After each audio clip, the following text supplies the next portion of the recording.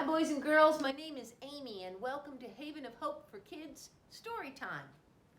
Today's story is Bread and Jam for Francis, written by Russell Hoban with illustrations by Lillian Hoban. Bread and Jam for Francis. It was breakfast time and everyone was at the table. Father was eating his egg and Mother was eating her egg, and Gloria was sitting in a high chair and eating her egg too. Francis was eating bread and jam. "What a lovely egg," said Father. "If there is one thing I am fond of for breakfast, it is a soft boiled egg." "Yes," said Mother, spooning up egg for the baby. "It is just the thing to start the day off right." "Ah!" said Gloria, and ate up her egg.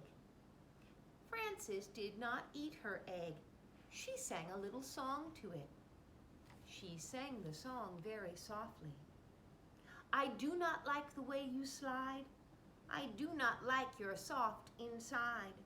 I do not like you many ways. And I could go for many days without eggs." "What did you say, Frances?" asked Father. "Nothing," said Frances, spreading jam on another slice of bread. "Why do you keep eating bread and jam?" asked Father, "when you have a lovely soft-boiled egg?" "One of the reasons I like bread and jam," said Frances, "is that it does not slide off your spoon in a funny way." "Well, of course," said Father, "not everyone is fond of soft-boiled eggs for breakfast. But there are other kinds of eggs. There are sunny-side up and sunny-side down eggs." "Yes," said Frances, "but sunny-side up eggs lie on the plate and look at you in a funny way. And sunny-side down eggs just lie on their stomachs and wait." "What about scrambled eggs?" said Father. "Scrambled eggs fall off the fork and roll under the table," said Frances. "I think it's time you go to school now," said Mother. Frances picked up her books, her lunchbox, and her skipping rope. Then she kissed Mother, then she kissed Father, and went to the bus stop. While she waited for the bus, she skipped and sang, "Jam's on biscuits, jam on toast. Jam is the thing that I like most. Jam is sticky, jam is sweet. Jam is tasty, jam's a treat. Raspberry, strawberry, gooseberry. I'm very fond of jam." That evening for dinner, Mother cooked breaded veal cutlets with string beans and baked potatoes. "Ah," said Father, "what is there handsomer on a plate and tastier to eat than breaded veal cutlet? It is a nice dish, isn't it?" said Mother. "Eat up the string bean, Gloria." "Oh," said Gloria, and she ate it up. She had already eaten her dinner of strained beef and sweet potatoes, but she liked to practice with the string bean when she could.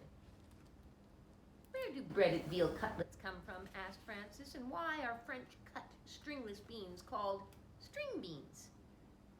"We can talk about that another time," said Father. "Now it's time to eat our dinner." And Frances looked at her plate and sang, "What do cutlets wear before they're breaded? Flannel nightgowns, cowboy boots, furry jackets, sailor suits." Then she spread jam on a slice of bread and took a bite.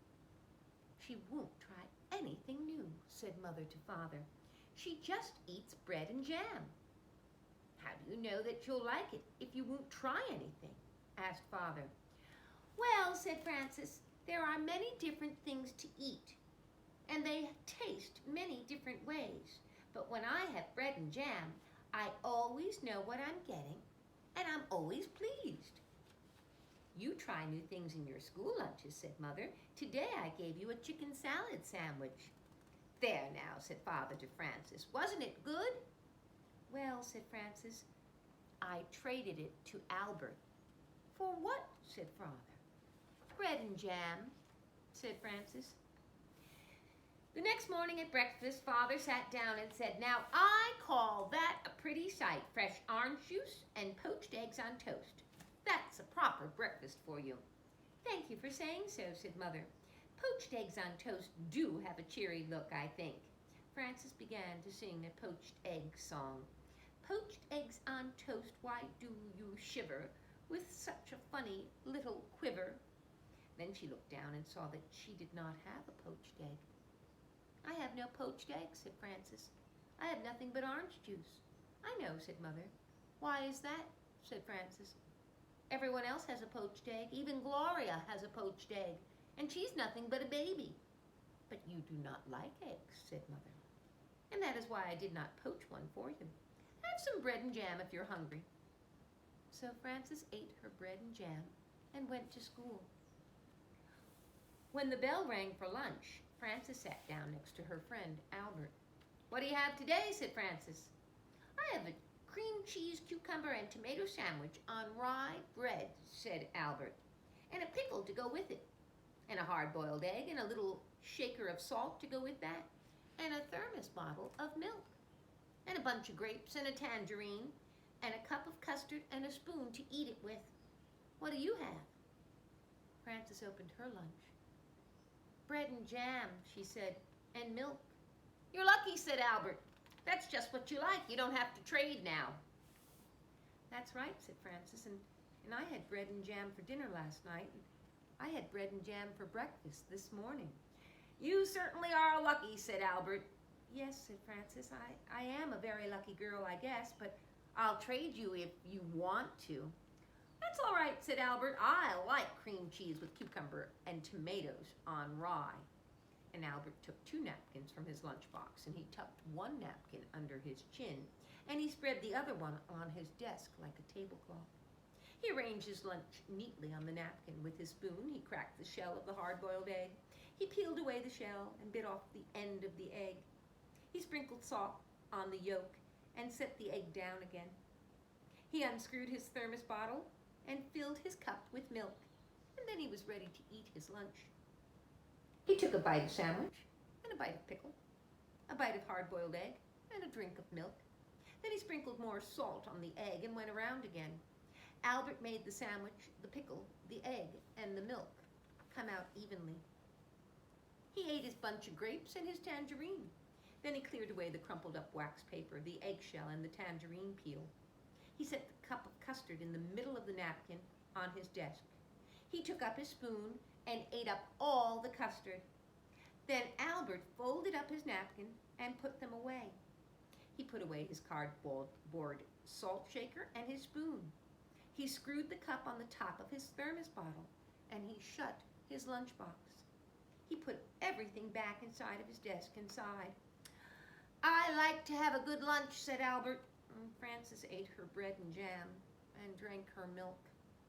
Then she went out to the playground and skipped rope. She did not skip as fast as she had skipped in the morning, and she sang jam in the morning, jam at noon, bread and jam by the light of the moon. Jam is very nice. When Frances came home from school, Mother said, I know you like to have a little snack when you get home from school, and I have one all ready for you. Oh, I do like snacks, said Frances, running to the kitchen. Here it is, said Mother, a glass of milk and some nice bread and jam for you. Aren't you worried that maybe I'll get sick and my teeth will fall out from eating so much bread and jam? Asked Frances. Oh, I don't think that will happen for quite a while, said Mother. So eat it all up and enjoy it. Frances ate up most of her bread and jam, but she did not eat all of it. And after her snack, she went outside to skip rope. Frances skipped a little more slowly than she had skipped at noon, and she sang, jam for snacks and jam for meals.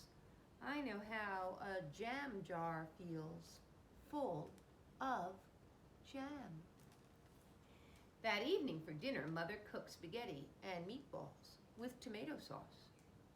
I'm glad to see there'll be enough for second helping, said Father, because spaghetti and meatballs is one of my favorite dishes. Spaghetti and meatballs is a favorite with everyone, said Mother. Try a little spaghetti, baby Gloria. Said Gloria, and she tried the spaghetti. Frances looked down at her plate and saw that there was no spaghetti and meatballs on it. There was a slice of bread and a jar of jam. And Frances began to cry. "My goodness," said Mother, "Frances is crying." "What is the matter?" asked Father. And Frances looked down at her plate and sang a little sad song. She sang it so softly that Mother and Father could scarcely hear her. "What I am is tired of jam." "I want spaghetti and meatballs," said Frances. "May I have some, please?" "Well, I had no idea that you liked spaghetti and meatballs," said Mother. "How do you know what I'll like if you will even try me?" asked Frances, wiping her eyes. So Mother gave Frances spaghetti and meatballs, and Frances ate it all up. The next day when the bell rang for lunch, Albert said, "What do you have today?"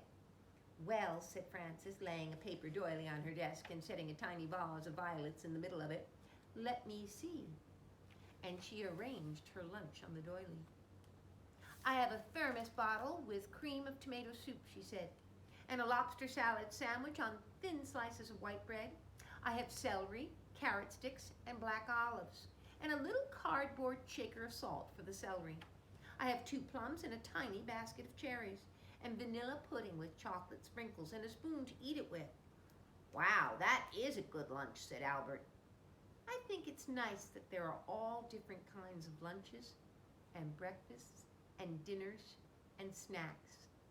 I think eating is nice."